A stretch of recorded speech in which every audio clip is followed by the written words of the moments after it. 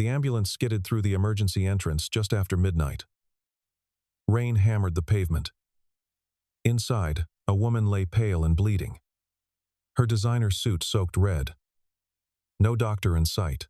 A man in a worn security jacket sprinted toward the gurney. "What happened?" he barked. "Car accident," the paramedic answered. She grabbed his wrist, her voice barely a whisper. "Wait, please. Just make it fast. I don't want the pain." He pulled off his jacket, draped it over her trembling shoulders. "You'll be okay. I promise." The fluorescent lights flickered. On his forearm, a faded military medic tattoo. Her eyes widened. Then everything went black. Most people who walked past Ethan Ward never looked twice. At 38, he was just another night security guard at St. Haven Hospital, moving through the hallways like a shadow after dark. He clocked in at 10 every evening and left at dawn, his boots squeaking softly on polished floors. To doctors and nurses rushing past, he was invisible, polite, forgettable, a fixture of the building, like the vending machines or the fire extinguishers mounted on walls. But Ethan Ward was not just a security guard. He was a father first. Every night, in the small staff cafeteria on the 3rd floor, his 8-year-old daughter Grace sat at a corner table doing homework. Her colored pencils scattered across notebooks. Her backpack hung on the chair beside her. A thermos of hot chocolate sat within reach. While he made his rounds checking doors and monitoring cameras, she drew pictures of superheroes and practiced multiplication tables. She never complained. She understood this was their life now. This was what they had to do. Ethan had been someone else once. A combat medic. Deployed 3 times to places most Americans only saw on the news. Afghanistan, Iraq. Places where the sand got into everything and the heat made you forget what winter felt like. He had pulled soldiers from burning vehicles, stitched wounds under fire, held dying men while they whispered prayers and called for their mothers. He had saved 37 lives in uniform, 37 men and women who went home to their families because his hands were fast and his mind stayed calm when everything around him exploded. The Army wanted to promote him.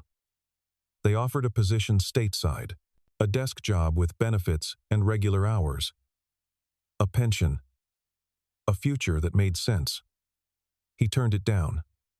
His wife Claire had died 2 years earlier in a highway collision. A drunk driver crossed the median at 70 miles per hour, a senseless tragedy that left him alone with a 6-year-old daughter who cried every night asking when mommy was coming home. Ethan could not be overseas anymore.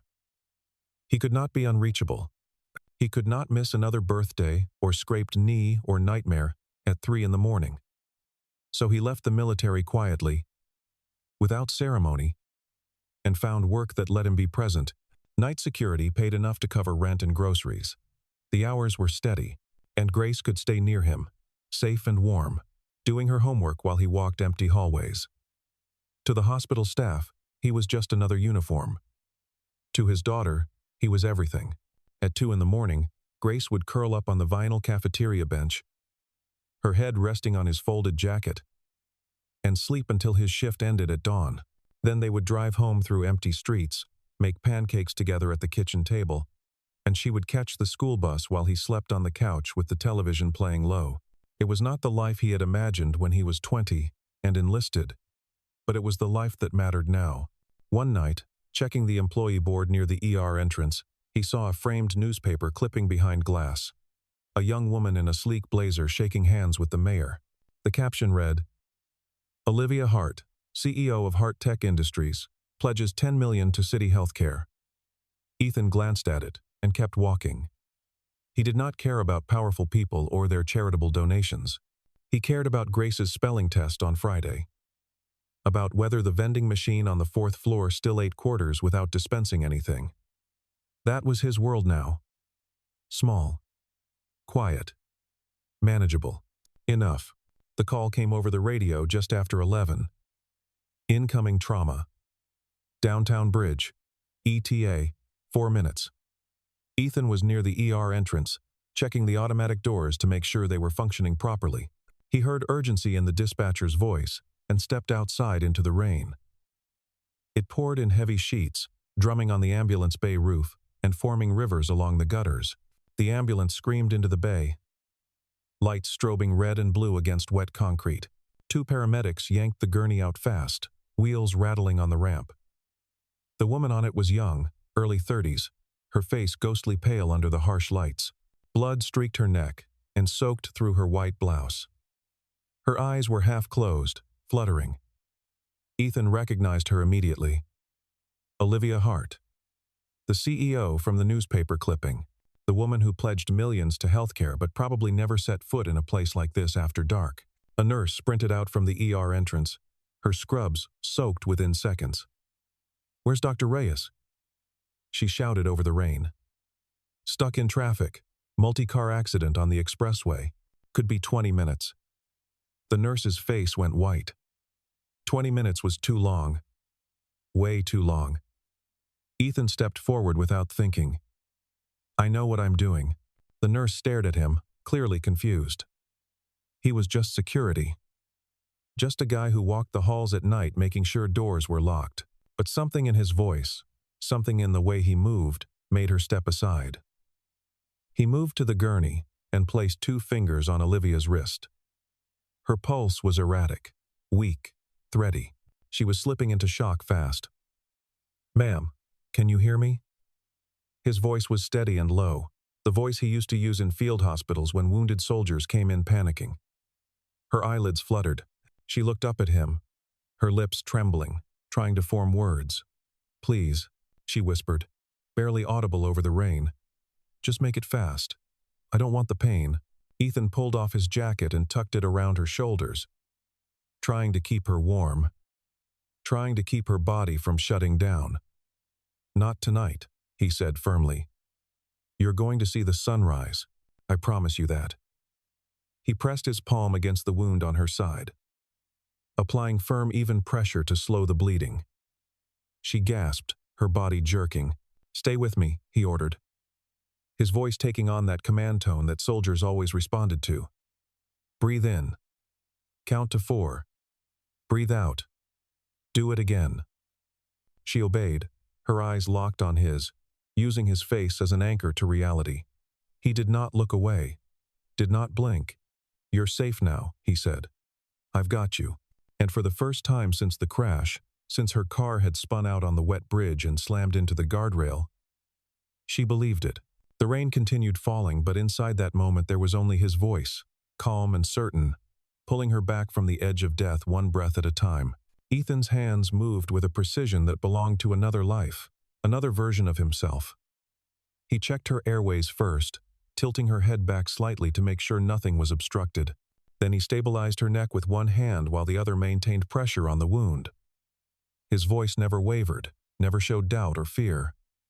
"Breathe in. Good. You're doing great. Breathe out. That's it. Stay with me." The nurse stood nearby holding supplies, ready to assist. But she could see he did not really need help. He knew exactly what he was doing. Every movement was deliberate, practiced. The muscle memory of a man who had done this dozens of times before, under much worse conditions. Olivia's vision blurred at the edges, darkness creeping in, but she could still see him. The man in the security uniform that looked 2 sizes too big. His face was calm, his eyes sharp and focused. He smelled like rain and old coffee and something antiseptic. "What's your name?" she whispered, needing to know, needing to attach identity to the hands that were keeping her alive.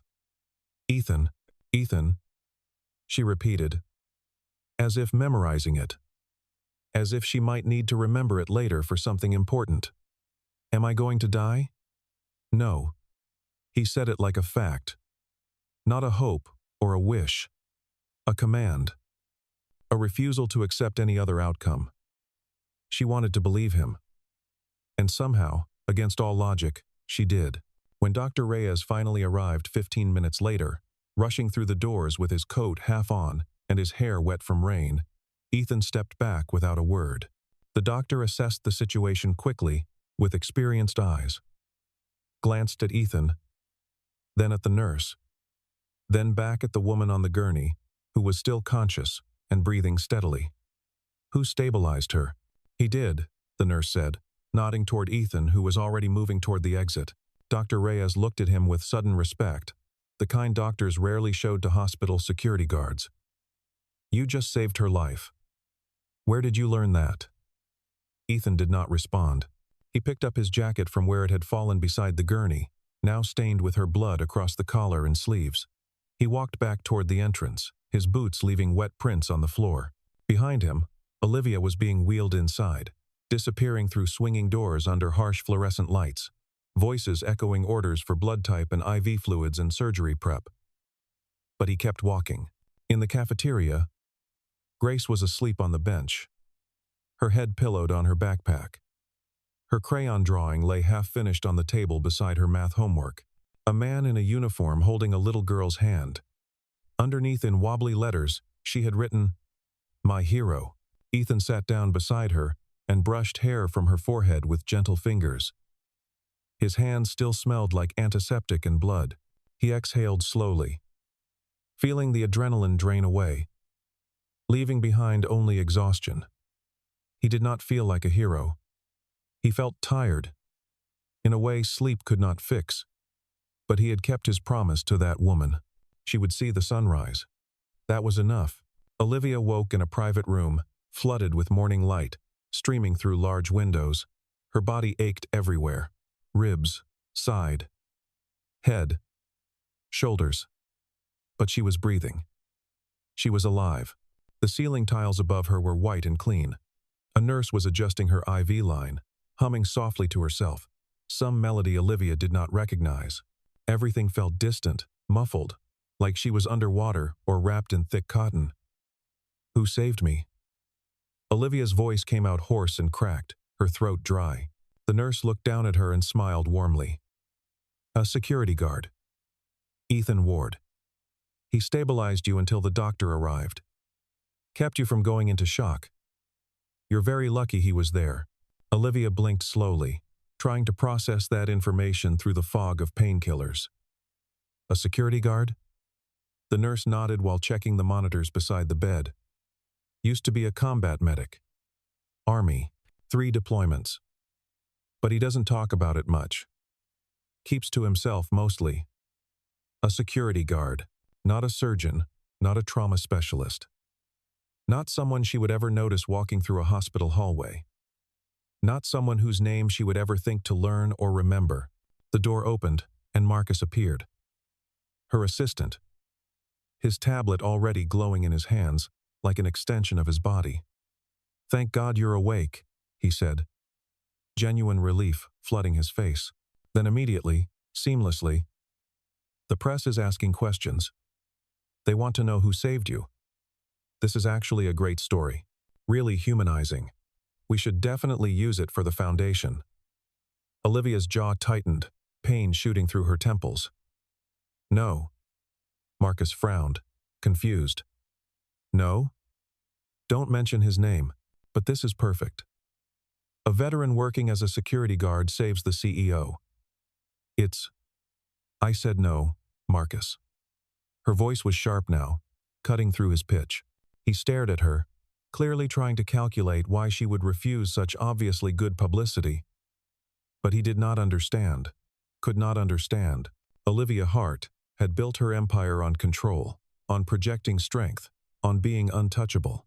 And the idea that she had been helpless, that she had been broken and bleeding and begging a stranger to make it fast, to end her pain, that was not the narrative she wanted, not the story the world needed to see about her. So she buried it. She thanked Dr. Reyes publicly in a carefully worded statement, praised the hospital staff in generic terms, announced a new donation for emergency services that would generate positive headlines. But she never mentioned Ethan Ward. Never spoke his name to a single reporter or journalist. When people asked who had stabilized her before the doctor arrived, she said simply and vaguely, "The hospital staff were incredible. I owe them everything." Safe. Controlled. Erased. 3 days later, when she was discharged, she left St. Haven Hospital through a side entrance to avoid cameras. Marcus held an umbrella over her head, though it was not raining. A black limousine waited at the curb, engine running. As she slid into the leather seat, she glanced back at the building one last time. Somewhere inside those walls, a man in a security uniform was probably starting his shift, walking the same halls he walked every night. A man who had saved her life and asked for nothing in return. A man whose name she had deliberately kept from the world. Shame flickered through her chest, but she pushed it down, locked it away. She was Olivia Hart. She did not owe explanations to anyone. It was late afternoon when Olivia returned to the hospital for her follow-up appointment 2 weeks later.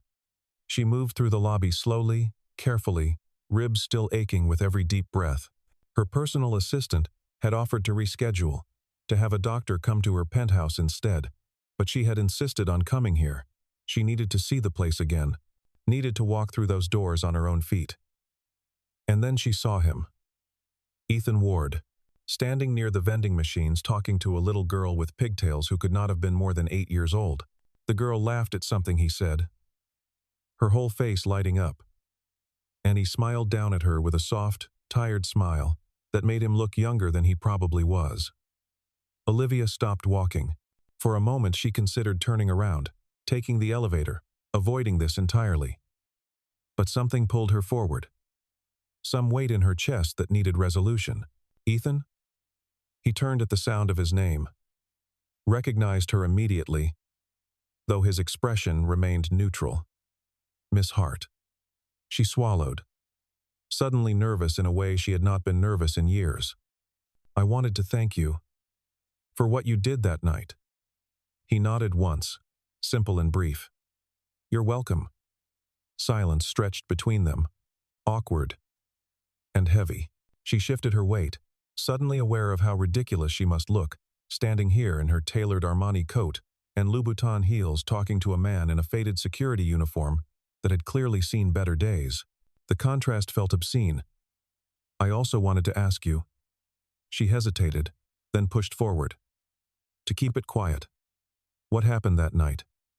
If anyone asks, his expression did not change at all. I wasn't planning to tell anyone, Miss Hart. Good. That's good. She tried to smile, but it felt wrong on her face. I don't want people to think that you needed help? The words hung in the air between them. She flinched as if he had struck her. He looked at her directly now, his voice low and even. No judgment, but no warmth either. You don't owe me anything, Miss Hart. Not gratitude, not money, not recognition. Nothing. Just live better than you did before. That's all I ask. The words hit her like a physical slap. Not cruel, not meant to wound, just honest in a way that cut deeper than any insult could have. She opened her mouth to respond, to explain, to justify herself, but nothing came out. No words formed. He turned back to his daughter, who was tugging insistently on his sleeve, oblivious to the tension. Dad, can we get chips from the machine? One bag, he said, his voice gentle now, a different person entirely. And you're sharing with me. Olivia stood frozen as they walked away down the hallway. The little girl chattering happily about something that happened at school. She had been dismissed. Not with anger or resentment. With indifference. And somehow that hurt more than anything else could have. The little girl glanced back over her shoulder and waved at Olivia with innocent friendliness. Olivia lifted her hand automatically. A small wave in return. Feeling foolish. Then they disappeared around the corner, and she was alone in the hallway with the vending machines humming. A doctor walked past without looking at her. 2 nurses chatted near the elevator about weekend plans.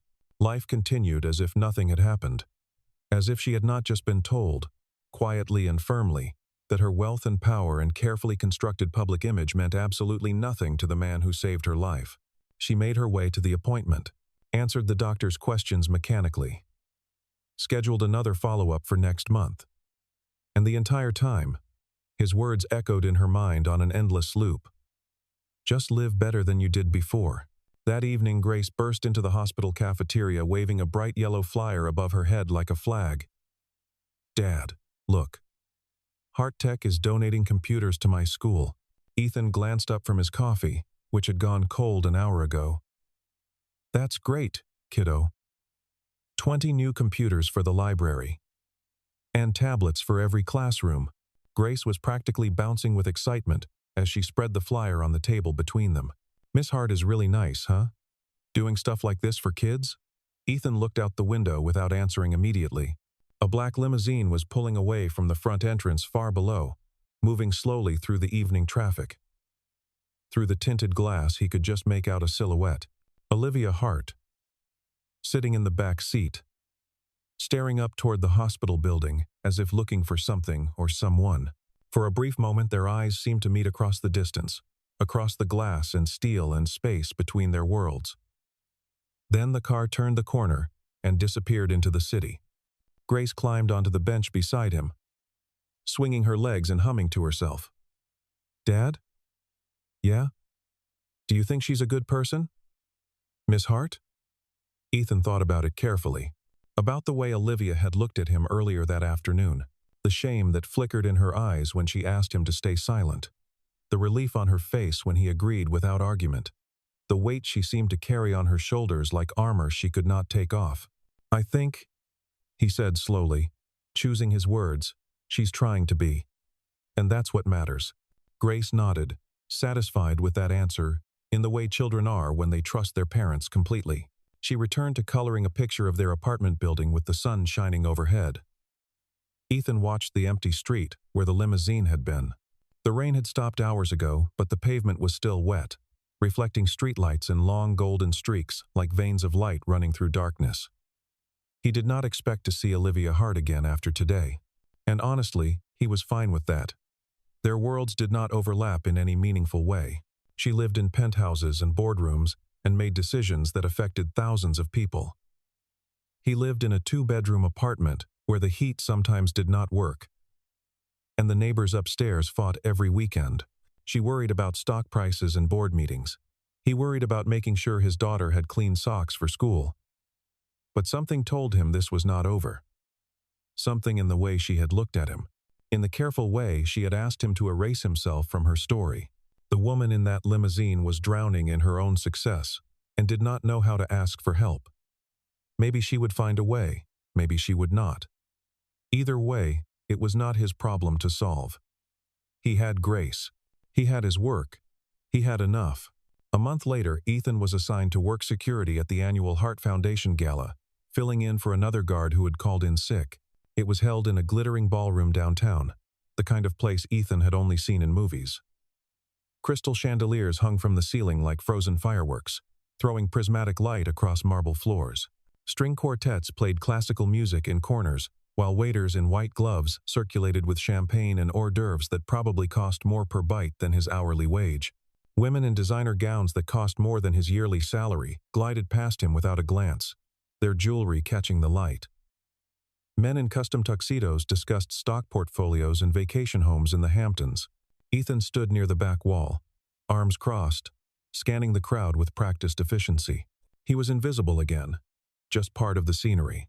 Another uniform, another service worker these people would never notice or remember.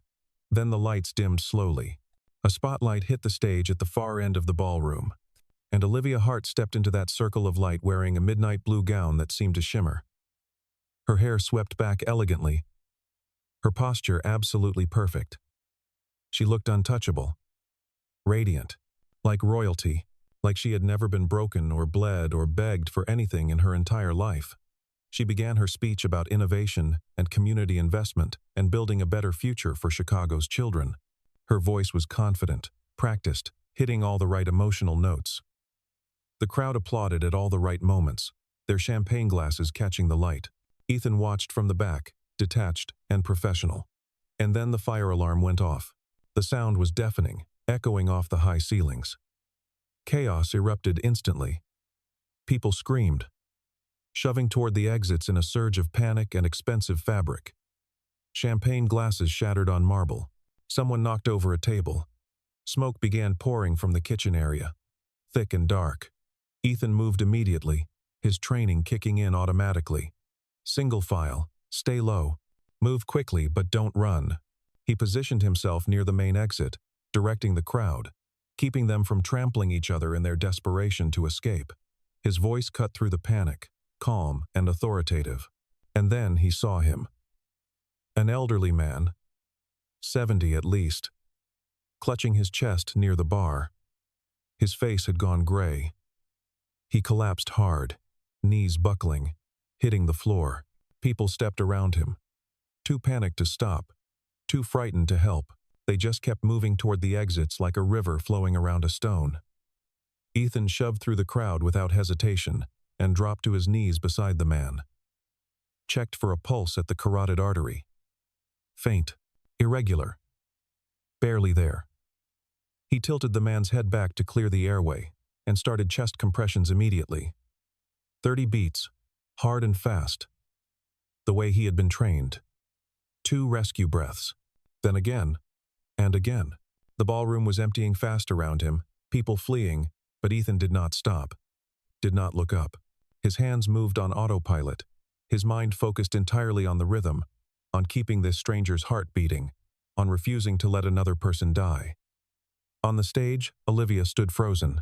The smoke was thickening, but she could not move, could not look away. She watched Ethan work, watched his face completely focused and calm despite the chaos, watched his hands moving with absolute precision and unwavering commitment.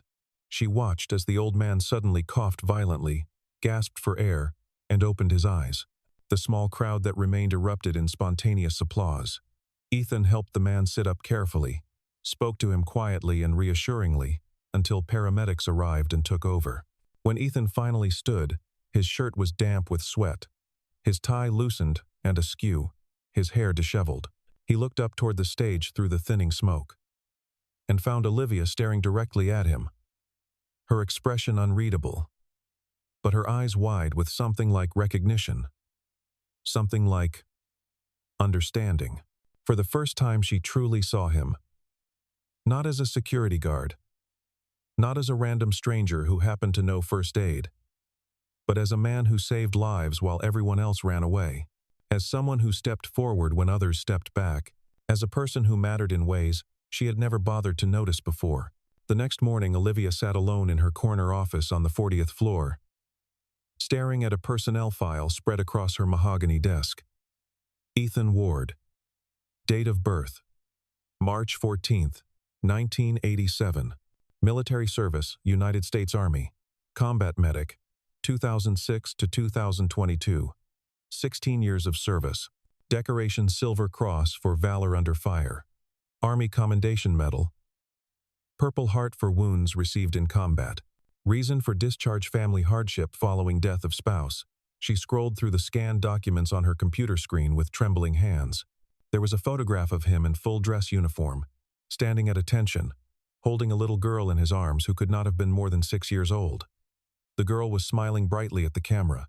He was not smiling at all. His face was serious, almost grim, the face of someone carrying unbearable weight. Medical records showed 3 combat deployments, commendations from commanding officers praising his skill under pressure, his steady hands, his refusal to give up on wounded soldiers even when situations seemed hopeless. A career of distinguished service, of lives saved, of heroism performed quietly without fanfare. Cut short. Why? She read further, clicking through pages. Spouse Claire Marie Ward, deceased. Cause of death: motor vehicle accident. Blunt force trauma. Date of death: 2 years prior. Survived by daughter Grace Elizabeth Ward, age 6 at time of incident. And suddenly, everything made sense with painful clarity. He had not failed. He had not run away from duty. He had not chosen comfort over service. He had sacrificed everything, his entire career and future and identity, to raise his daughter alone, to be present for her when she needed him most, to give her stability in a world that had taken her mother away. Olivia's hands trembled as she closed the file. She had dismissed this man, erased him from her story, asked him to stay silent and invisible. And all the while he had been a decorated soldier who saved lives on battlefields. A hero who gave up his entire future to be a good father. A man who possessed more integrity in his little finger than she had in her entire body. She sat back in her leather chair and stared out the window at the Chicago skyline, At the city she had conquered through ambition and ruthlessness and careful calculation, and she felt ashamed in a way she had not felt since childhood. That afternoon she made a decision that terrified her. She called a press conference. No warning to her publicity team. No carefully crafted script. No focus groups or polling. Her publicist tried desperately to stop her. Marcus begged her to reconsider, to think about the optics, to let him manage the narrative. She ignored them all and walked to the podium. The cameras went live. Olivia Hart stood before dozens of reporters, her face calm, but her voice shaking slightly as she began to speak without notes. A month ago, I was in a car accident. I nearly died on that ambulance gurney. The room went completely silent. The person who saved my life was not a doctor. He was not a surgeon or an emergency medical technician. He was a night security guard named Ethan Ward. A single father. A decorated combat veteran. A man I never thanked publicly because I was ashamed. Reporters leaned forward, cameras flashing rapidly. I was ashamed that I needed help. That I was weak and broken. That the person who saved me was someone I would have walked past in a hospital hallway without a second glance. Someone whose name I did not think was worth remembering or acknowledging. Her voice broke slightly, but she pushed forward. At the Heart Foundation Gala last night, I watched Ethan Ward save another life. An elderly man having a heart attack. And while everyone else in that ballroom, myself included, ran toward the exits in panic, Ethan ran toward the danger. Just like he did for me. Just like he did in 3 combat deployments serving this country with honor. She paused, looked directly into the cameras. Ethan Ward did not ask for recognition. He did not ask for money or fame or anything at all. But I owe him more than my life. I owe him the truth. And the truth is that he reminded me what it means to be human. Ethan was sitting in the hospital cafeteria with Grace when the broadcast played on the television mounted above the vending machines. Grace's eyes went wide as saucers. "Dad, that's you. She's talking about you." Ethan watched the screen without any visible expression, his coffee cup halfway to his lips. On the television, Olivia was wiping her eyes with careful fingers, her voice breaking as she finished her public statement. The crawl at the bottom of the screen read, "Heart Tech CEO reveals identity of life-saving hero." Grace grabbed his arm with both hands, shaking it excitedly. "Dad." She said sorry. She said thank you. For real this time. Ethan nodded slowly, setting down his coffee. He felt nothing dramatic. No anger or resentment. No satisfaction or vindication. Just a quiet acceptance that this woman was trying, in her own messy and very public way, to become a better person. And that was enough. The next day, Olivia came to the hospital again, not with cameras this time, not with assistants or publicists or security details, just her. Alone. Wearing jeans and a simple sweater that made her look more human and less like a magazine cover. She found him in the employee parking lot at the end of his night shift, leaning against his old pickup truck that had 200,000 miles on it and a dent in the passenger door. The sun was just beginning to rise over the city, painting the sky in shades of pink and gold and orange. "I wanted to apologize," she said quietly, stopping a few feet away. "Not for the cameras or the press, for me. Personally." Ethan looked at her. Really looked, for the first time since the night he saved her life. She seemed smaller somehow, without the armor of designer clothes and perfect makeup. More human. More real. "You don't need to apologize to me," he said. "You just need to mean what you said up there." She smiled, small and sad and genuine. "I'm trying. I really am trying." They stood together in the morning light. 2 people who had saved each other in completely different ways. One with skilled hands and steady nerves. One with public confession and painful honesty. "I want to offer you something," she said after a moment. "A position with the Heart Foundation. Safety and medical advisor. You would help us build programs for veterans, for families in crisis. You would have real influence, real resources to help people who need it." Ethan was quiet for a long moment, considering. "Why me?" "Because you see people I don't see," she said simply. You help people I forget exist. You care about things I've ignored my entire life, and I need someone to remind me what actually matters in this world. He thought about Grace, about her future and the opportunities he could never give her on a security guard's salary, about the good he could do with real resources behind him. I'll do it, he said finally. But not for me. For Grace. To build something better for her and kids like her. Olivia nodded, understanding completely.